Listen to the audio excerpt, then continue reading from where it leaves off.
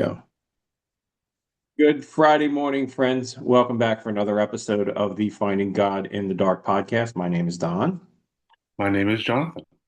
And today we are delving deeply back into the past and taking a look at the 1956 Akira Kurosawa film, Seven Samurai. Now, if you have heard of this and not ever seen it, it is basically the same story of a film that you may well have seen. Either the original, was it 1960, Magnificent Seven, and then there was a remake in 2016.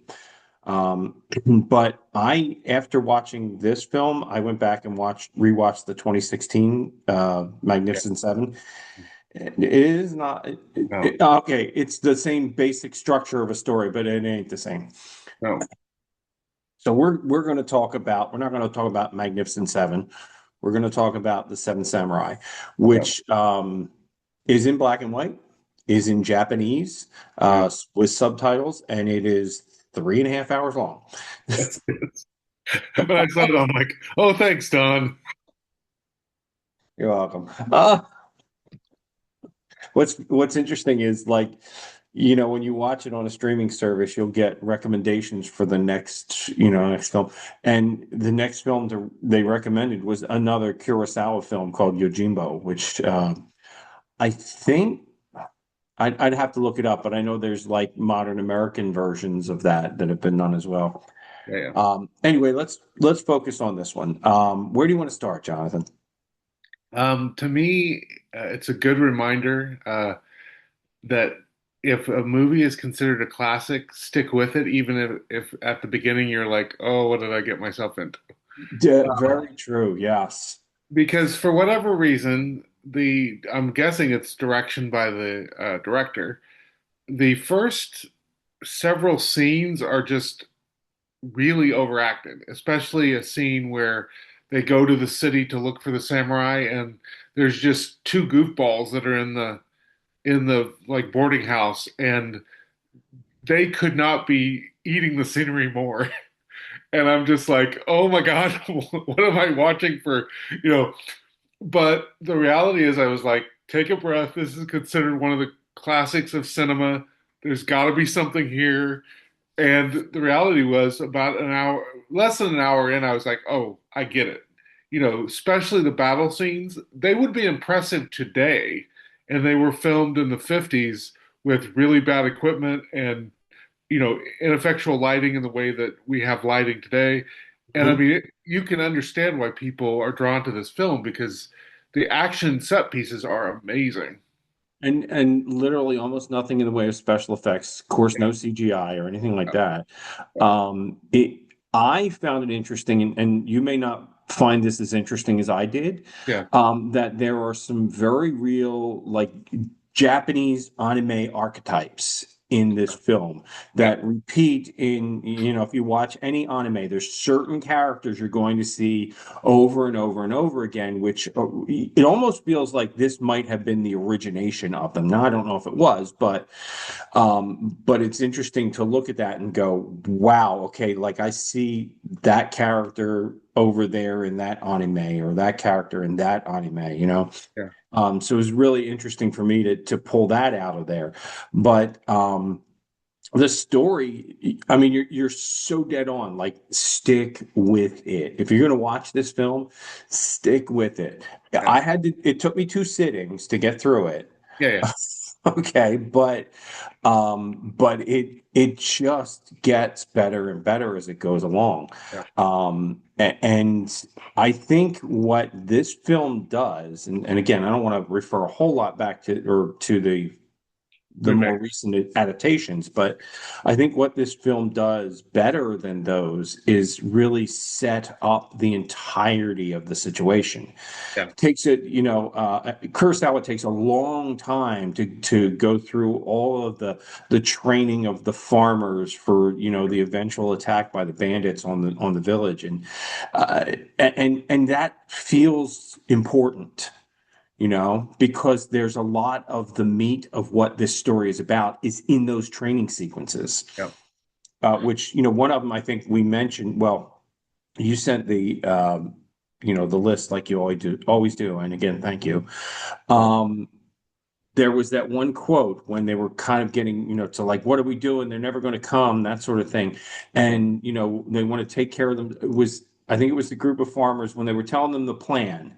And there were like three houses and a mill that were on the other side of the river, and they were just going to abandon those. yeah, Like, we're not going to protect those. We can't save those, yeah, right? And those farmers were just going to go back to their homes. yeah. And then this, who was the leader? What was his name? Uh, yeah, I have it up here. I found these on Kambei. Kambe. Yeah. Kambei. He's And he actually said considered one of the great Japanese actors.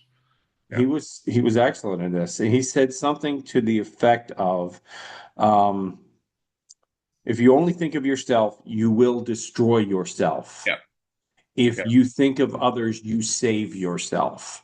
yeah, I thought, man, that hits home. yeah, And, yeah, it took all of that setup, I think, to really get to that point, to where that line it carries the weight that it does. yeah, Um, and and look, as Christians, as pastors, mhm. that we might not say it the same way, but really that hits home for us, right? Um, Yeah. That idea, you find yourself in serving and caring about others. Yeah, yeah, exactly. And like my response when you sent the list was like, I heard that or heard, I read that line yeah, in the film, and I just literally I was like, whoa, that'll preach. yes, yeah, yeah, yeah, In fact, it might preach this Sunday. yes. At some point, we'll talk about that. Yes. Uh, yeah, I was. I don't want to spend too much time on the other movies either. You're right, but I was shocked how. And granted, this film has about an hour. I don't know how long is the Magnificent Seven done in the 70s because I'm not sure how long that is. I don't know. The one in 2016 is just over 2 hours. Yeah. So let's assume the one in the 70s doesn't have the runtime this does. Hmm. So maybe that's part of the excuse. But two themes that were very prevalent in this movie that weren't touched at all in at least the 2016 movie is fear of sexual abuse and the kind of deep economic distress of the community. The idea that they were oppressed and they were extremely vulnerable and literally hand to mouth.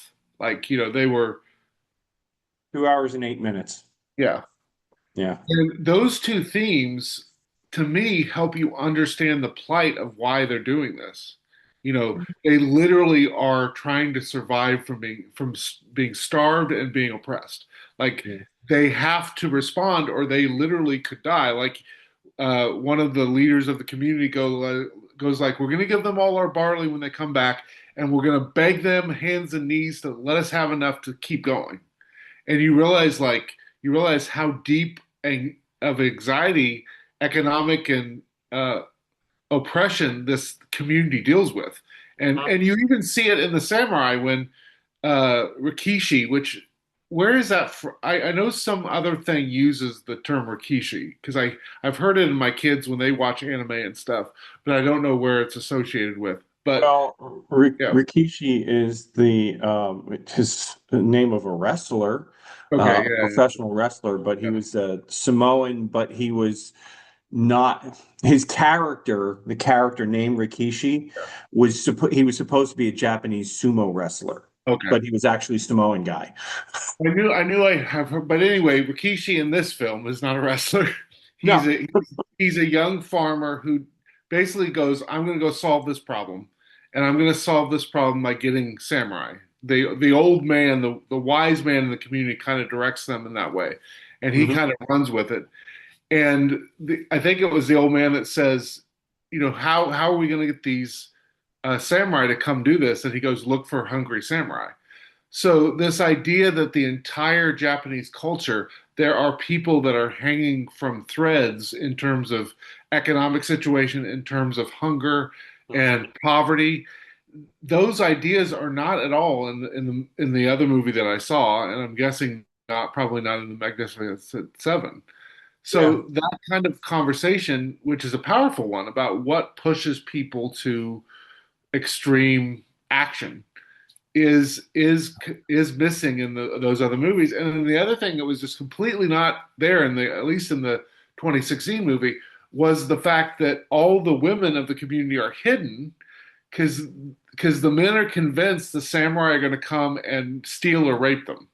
Right. Like, and that idea of kind of sexual politics, that idea of women being looked at as property, that dynamic isn't in the other movies either, and yet it's a powerful kind of aspect of this movie. One of the main characters, Shinto, literally gets her hair gets mangled by her father, and she's forced to play a man because he's so worried about her. And then when she does have a romantic interlude with one of the samurai, he basically disowns her. Like that kind of reality isn't talked about in the other movies, and yet it's an interesting theme of again this idea of the people that even the people that sometimes are oppressed oppress other people. Like Yeah. sometimes to maybe make themselves feel better, they use the little power they have to oppress other people. And you see And that's with women. interestingly, at least in the 2016 film, they go almost the other direction where they sort of empower this Yeah, at least one or two of the women from the community become part of the warriors that yeah, fend off the bandits, so to speak. yeah, So, yeah, it is an interesting take. Now, I read something about how Kurosawa captures the real essence of an agrarian society yeah. in what is this 16th century feudal Japan, right? And so that's that's an interesting take because it's not something that we have to deal with for sure nowadays.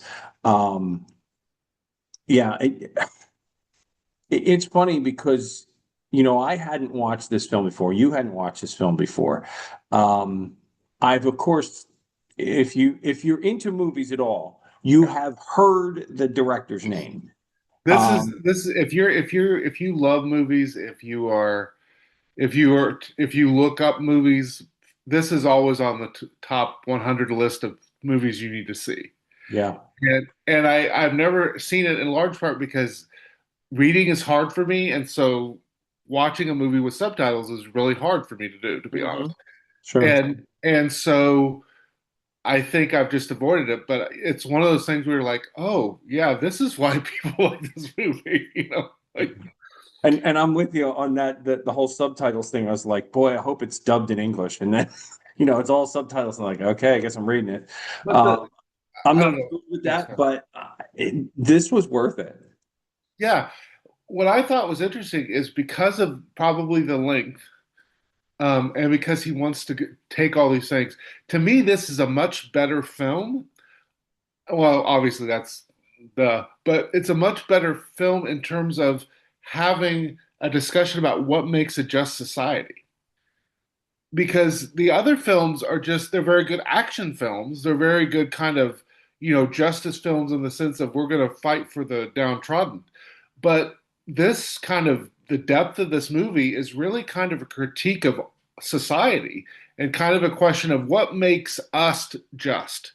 So you have like for example a kind of throwaway line where they go like we're not even going to call the magistrate because the magistrate won't do anything, you know.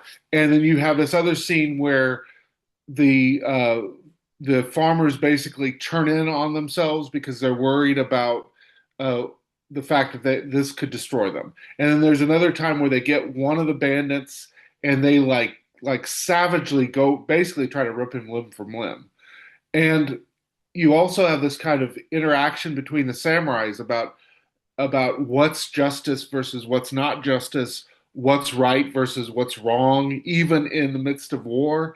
And so it's like this really intricate conversation about what makes a just society, what makes a good community.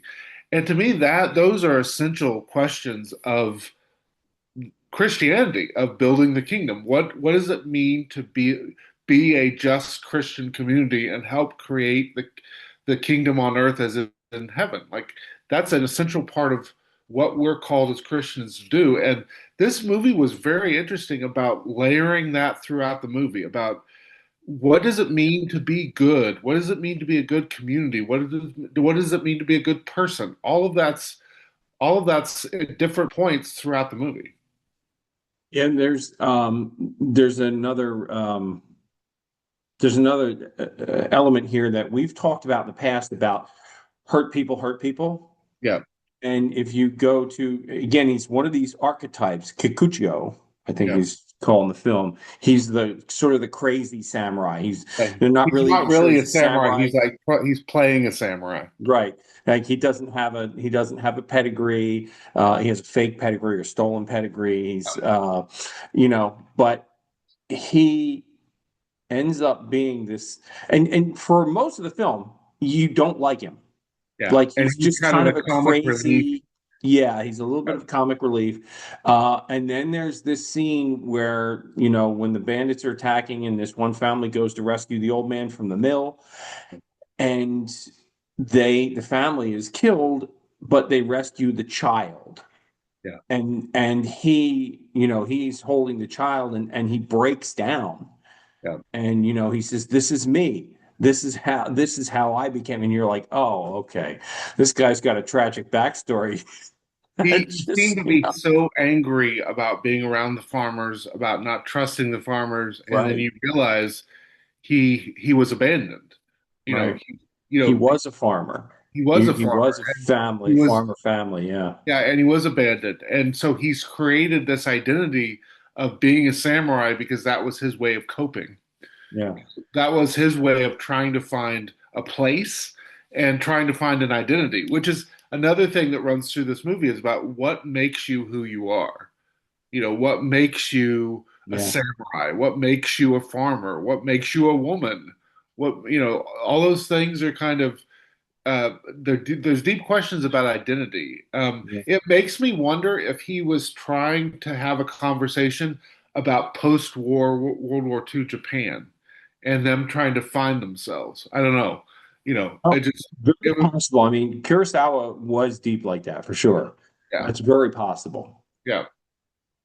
Yeah.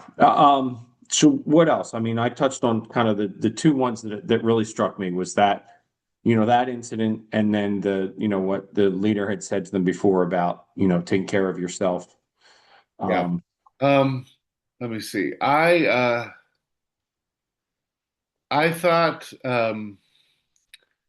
I thought I know we're skipping to the end. We can go back, of course, but I really like the end scene. I really like the idea of uh, the lead samurai. I can't remember his name again. Um, but uh, Kanbei. Kanbei, Kanbei. he says, in the end, we lost the battle too. The victory belongs to the peasants. Yeah. And you see them with a background behind them of the four samurais' graves, and you see the villagers going on about their lives. They're planting the rice, and they're kind of celebrating, and Mhm. you can start seeing like even romantic developments, like they're moving on. And Right. these three samurai have no place again. In the tradition, they're called Ronin when they don't have a master. But this idea of they they help these people, but yet they couldn't find place with these people, which was an There's interesting a concept. question, Yeah, the question to ask there, because the tradition, feudal Japan, is a samurai without a master is a ronin, yeah, a rogue, basically, right? And all of these men, at least when they're met initially, they're not with anyone else. They don't have a master, right?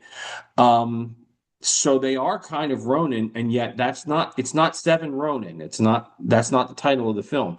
So yeah, is Kurosawa saying something about the honor of these men in yeah. doing the right thing in a difficult time, even though they're rogues and, I mean, in feudal Japan would probably be considered on the same level as the bandits, just more skilled, Yes. you Yeah. know? Well, and you get that sense of the fear of the villagers and the farmers, right? That they could be bad, right? Right. Yeah, you're right. There's kind of this idea of they could be bandits, and yet they're choosing not to be. Right. And Because again, what are they ultimately what are they getting out of it? They got out of it the food. they got out of food, and They they lost compatriots. right. Yeah, They lost more than half of their yeah, squad, yeah, and they got fed for the time they were there, and then they moved on. There was yeah. no other recompense other than having done, again, like Spike Lee says, done the right thing, you know? Yeah, I mean, it is interesting because there is no scene of like stay or become part of our community, or it's just literally like it's like thanks, like like Right. it's just an interesting way to end a film about this idea of what defines you as honor and what defines you as doing the right thing, even if it doesn't get you what you want, right? The young samurai who fell in love with um, Shoin, I think it was Shoin, um, You know, Shino. you know, He falls in love with her, and yet he doesn't get her. Like right. they don't have community, they don't have connection. They're just literally okay. It's time to move on. Um, and I thought that was interesting because it speaks to this idea that you shouldn't do what you do for reward, right? You shouldn't do the right thing because you're hoping you'll get money out of it, or you shouldn't do the right thing because you hope you'll get glory out of it. You should do the right thing because it's the right thing. Yeah. Yeah. Yeah. That's that might be bigger in this. I think it is. It's bigger in this film than it is in the remakes. Yeah, In the American remakes, it's much bigger. You know, there's some reward. Well, I don't know. The 2016 film, it seems more like it's about revenge. yeah, It's not revenge in this film. I mean, I like the 2016 one. I haven't seen it for a while, but I can remember the ending, and to me, this speaks to the idea that foreign films tend to be okay leaving things sad, whereas American films that needs to be kind of a punchy ending. Yes. You We Um, need retributive justice is what we need. like in my head, I'm not sure you would get an American film where after one of the samurai are killed, the crazy samurai sits at his grave like all night long, and you see it for extended periods of time, Yeah. right? Yeah. And this is a guy he didn't know 2 weeks ago, Hmm. and yet it's this idea of how conflict can bind us together, how tackling a task together can create a community, Yeah. those kind of things. Yeah, Yeah. It's really I mean, I enjoyed this a whole lot more than I thought I was going to enjoy a film in Japanese with subtitles in black and white. yes, I yeah, really did. I mean, I picked it out because of the themes, but there's so much more to it than we, I think I originally thought because I had only ever seen the American remakes, right? yeah, Um, there's a whole lot in this film, and of course, it's a very Japanese idea, but there's a whole lot in this film about honor. yeah, Um, Again, it's a if you've watched any film that has Japanese characters, it's all about honor. yeah, You dishonor your family, you're disowned, that sort of thing. But um, this, I think, is a different level than a lot of times that you may have seen that, particularly in American films, right? So, like if you've ever seen, I think it's Rising Sun, yeah. which is it's based on a Michael Crichton book. I read the book before they made the movie, and then I, saw the movie. And by the way, just like Jurassic Park, different stories, um, but it really is. I think when you get this in American culture, it's an Americanized version Yeah. of what we think that means. And in this film, it feels different because they don't talk really much about honor, No, but they do live it. it's ingrained in the kind of the DNA of the conversation. Yeah. And like I get that it's Japanese culture. They probably don't have to talk about it like, an American film might have to talk about it. But it's really interesting Yeah. to just, to know that coming in and then just go, wow, like it's there, but they didn't have to stick it in my face constantly. It was also interesting to me to have a movie that's mostly, granted, I never watched it till the last couple days, but I always got the impression it was a war movie, or it was kind of like it was an action movie, kind of one of those Mhm. great 50s action pieces that move the genre forward. But I didn't realize how much there would be in here of this idea of not wanting to fight, or kind of the toll of fighting. Kimbe at one point goes like, "I'm tired of fighting." You Yeah.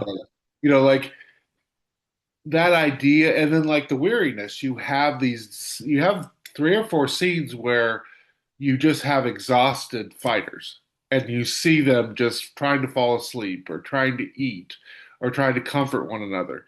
And I was just fascinated um, how the movie chooses to not glorify violence or war, even though it has these amazing action set pieces. It's like this doesn't end well for anybody. And it's interesting because in that same vein, not only is it that, there's this exhaustion and all, but there's also you get this sense of inevitability Yeah, from them. Like this is who we are. We have to fight. We are born to fight. We are trained to fight. This is our lives. yeah, There's that sense of inevitability in most of the samurai characters. yeah, I think that the one that really gets me is the what's the name of the skilled samurai, Kyuzo. yeah, And because he just does, and yeah, then, like he goes out and at one point, like they've realized the bandits have muskets, yeah. and we need a musket. So he just goes. Get some musket. And he comes back with a musket, Yeah. and then he goes and sits down, and then the novice guy, he's like, you're the most wonderful man I've ever met. You're the best, and he's just, He's like, I'm going to sleep now. Can I go to sleep? Yeah, yeah. He's like, can I go to Uh, sleep now? Yeah, are you done? there's Yeah, there's just like I said, there's this sense of like it is inevitable. This is what we are, and this is how we'll function. And I don't know. Can we bring that to our own faith in a sense and say, there's a model there yeah, that your faith should form you into a person who just does what needs to be done, yeah. does the right thing at the right time, because that is who you are. And you don't expect glory for it. You just do No, it. absolutely not. Well, it's Yeah, that idea of that quote from Jesus. Let your right hand not know what your left hand is doing. exactly. That idea of basically to steal steal from Bill Belichick. Do your job. Do your job. Well, Yeah. yeah, sure. This Absolutely. this is your job as a Christian. Your job is to serve, love, forgive, show mercy. Do your job, and don't expect flowers. If you Mhm. get flowers, great, but don't expect them. Don't expect honor. Do it because you should do it because you've chosen. It's in a weird way. It's this idea of this is the life you've chosen, right? I like to say that to my congregation sometimes is if you choose to follow Jesus, this is what it means. Yeah. Yeah. Yeah, And many times, a lot of pastors say sometimes it'll be difficult. No, I'm going to tell you many times it's going to be difficult. yeah. Not always. And there will be wonderful, joyful times as a Christian and wonderful fellowship. And look, there are high moments, but your life is not lived on the mountaintop. It is lived in the valleys. Yes. And there's going to be a lot more valleys than there are mountaintops, which is probably a good place for us to wrap this up because we're getting close to time. And considering what we watch for next week, Yeah. I think we started something of a little theme here. So we've watched kind of old black and white films about giving or generosity. So maybe I want to suggest the next film maybe we watch is To Kill a Mockingbird. Okay. It is what's 1960 Something like that. something. Yeah. Gregory Peck, Yeah. Robert Duvall is a very young man in that film. Um, and boy, folks, if you've never seen To Kill a Mockingbird, all right. One, I don't know what you're doing. I mean, we all read the book in high school, didn't we? Yeah. Um, and, or at least we were supposed to read it in high school. I did, but not everybody did. Um, but the film is like it's been a while since I've seen it, but the film is incredible. Yes. And so again, we're probably again this will be maybe our third one in the AFI Top 100 in Okay. a row. Yeah, yeah. Um, so so let's watch To Kill a Mockingbird for next week, Sounds good. and then we will see where we go after that. I'm going to have I, to check a I, list. You got an idea? I think I have an idea. Yeah. All right, cool. Cool. We'll save it for next week. Yeah. Other than that, friends, um, keep on finding God in the dark. We'll see y'all next week. Take care and God bless. Bye. Oh, hey, you made it all the way to the end of the video. Well, thanks for watching. We appreciate your support. And friends, if you find anything that's really wonderful or entertaining or helpful in your Christian walk, we want to encourage you to hit the like button, hit the subscribe button, share this video with your friends. We publish every Friday morning at 10 a.m. And we hope that you continue to find these videos and these discussions entertaining and informative. Take care and God bless. Bye.